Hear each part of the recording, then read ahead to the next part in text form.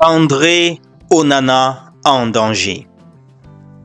La place de André Onana en tant que gardien titulaire à Manchester United est en danger. Pour cause, c'est le gardien numéro 2 qui hier a livré un match exceptionnel face à Arsenal en FA Cup. Là, il a sauvé un penalty au cours du match et aussi lors des tirs au but, il en a fait pareil et il a poussé Manchester au next round. Ça, c'est le gardien numéro 2 de Manchester, Altay Bayindir. C'est lui qui a reçu une très belle notation hier après ce match-là. Un match qui était très enlevé. Il a d'ailleurs profité de cette occasion pour remercier le manager qui lui a fait confiance en ce jour-là. Je suis en train de me poser la question si la place de André Onana risque d'être en danger avec ses performances. Imaginez-vous un peu, le sélectionneur lui donne 1-2 fois la chance comme ça et le gars prouve encore. Et quand André Onana, lors de ses prochains matchs, n'améliore pas ses performances, vous pouvez imaginer, le gars va switcher avec Bayindir pour aller en second round. Bayindir sera le numéro 1 et Onana sera le numéro 2. Et ça pourra être très fort pour lui de concevoir un tel truc comme ça. Vous le voyez là en image, il est allé féliciter son numéro 2 pour ses performances. C'était quand même grandiose ce qu'il a fait hier. Il a balancé, il a projeté Manchester au next round de la FA Cup. En tout cas, les gars, j'espère que ce ne sera pas le cas et qu'André Onana va réussir à maintenir sa place. Parce que, connaissant les managers, les gens ont besoin des performances, du rendement. Quand on sent que tu n'es plus performant, il ne tarde pas, hein? Le blanc ne tarde pas, il va te mettre derrière. Les gars sont là pour chercher de l'argent. Et quand tu ne donnes pas les performances, on ne va pas garder tout simplement ton palmarès et dire « ouais, c'est un grand gardien ». Non, on va regarder celui qui donne le rendement. Et si tu ne donnes pas, comme c'est le cas maintenant, dans certains matchs tu brilles, dans d'autres tu encaisses beaucoup, alors ça risque d'être chaud. Je ne veux pas dire qu'André Onana c'est pas un grand gardien, mais juste que avec les performances de son numéro 2, ça peut amener le manager à réfléchir pas 2 fois. Passons de l'autre côté avec Zambo Anguissa qui a marqué un but lors de leur victoire 2-0. C'était face à Hellas Verona. Un but comme ça qui, voilà, lui a donné d'ailleurs le trophée de homme du match. Depuis quelque temps, il devient de plus en plus tranchant face au filet, les gars. Allons ici avec Amanko. Jules Amanko qui a disputé son premier match en Tunisie lors de leur victoire face à Gabès, autant pour moi, 1-0. On va alors parler du Real qui a subi une déculottée face au Barça, 2-5.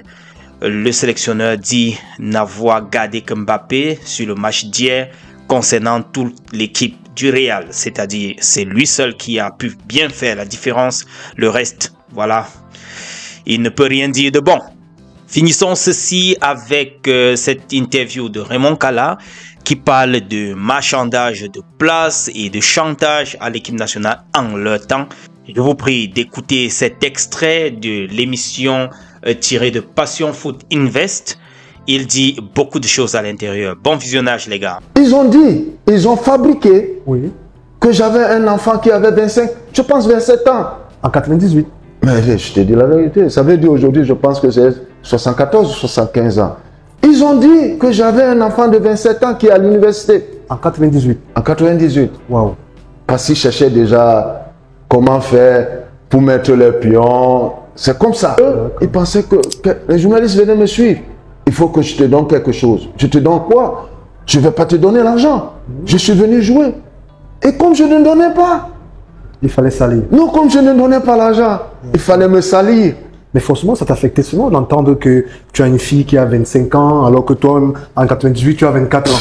Moi, ça m'a fait rigoler. Et à plus, je pense qu'ils ont mal fait alors. Moi, je me suis dit, s'il dit ça, il veut me déchirer, je vais être plus fort sur le terrain. Et comme le peuple camerounais, souvent, il ne veut pas savoir où est vraiment la vérité. Ouais. Certains, ils ont dit, je suis déjà vieux. Je pouvais... Mais un vieux ne joue pas. Ouais. Pourtant, tu es là, tu es performant. Je suis performant, un vieux ne joue pas. Tous les clubs où je suis passé, j'ai été une légende. Parce que quand tu vas dans un club, tu prends l'exemple, tu vas en Grèce. Moi, quand j'ai fait ma Coupe du Monde 94, ces mêmes journalistes, ils ont dit que j'étais trop jeune. Il y avait 3 jeunes. Rigo Besson, le feu Marc-Vivien Foué et moi. Mais ils ont dit, je suis trop jeune, on est trop jeune. D'abord, je suis fier de moi. Parce que je sors dans un petit quartier, un enfant qui n'avait pas, j'avais le repère, mais qui... Moi, j'ai fait toute ma carrière à l'équipe nationale. J'ai rencontré beaucoup d'entraîneurs, mais beaucoup. Beaucoup d'entraîneurs. Pourquoi les autres, ceux qui sont venus, ne m'ont pas mis au banc de touche? Parce qu'ils savaient ma valeur. Tout à fait. Mais les journalistes étaient toujours en train de dire, ah, il est vieux, il a... C'était le mal que j'ai eu à l'équipe nationale. Oui, parce que c'était partout. C'était partout. Ah, oui. On voulait toujours donner l'impression que Raymond Kalla, il est vieux, il est âgé. Moi, ça ne m'a pas touché. Hein. D'accord. Non. Je sais ce que c'est. Je sais parce que je ne donnais pas. Ouais. D'accord. Je ne donne pas. Pourquoi je donne? Mais c'est un journaliste. Ouais. Appelez les joueurs. Donne-moi, je parle bien de toi. Et bien, c'est comme ça. Tu comprends? Ouais, tout à fait. C'était leur, comment dire, leur commerce. Donne-moi, je parle bien de toi. Tu ne me donnes pas, je te salis. Moi, je ne donne pas. Je préfère donner cet argent aux enfants qui ont besoin. Toi, un journaliste ne vient pas me demander l'argent. Qu'est-ce qu'il a fait pour que je lui demande? Il vient me demander l'argent parce qu'il veut bien parler de moi. Je dis non, je n'ai pas besoin de parler. Non, c'est mes pieds qui parlent de moi. Mais ce n'est pas tous les journalistes. D'accord. Je veux que tu le saches. Je précise, ce n'est pas tous les journalistes, mais la plupart. Moi, je dis 70%. Il y a peut-être 30 qui sont professionnels et carrés dans le métier. Mais le reste, il faut qu'ils changent de métier.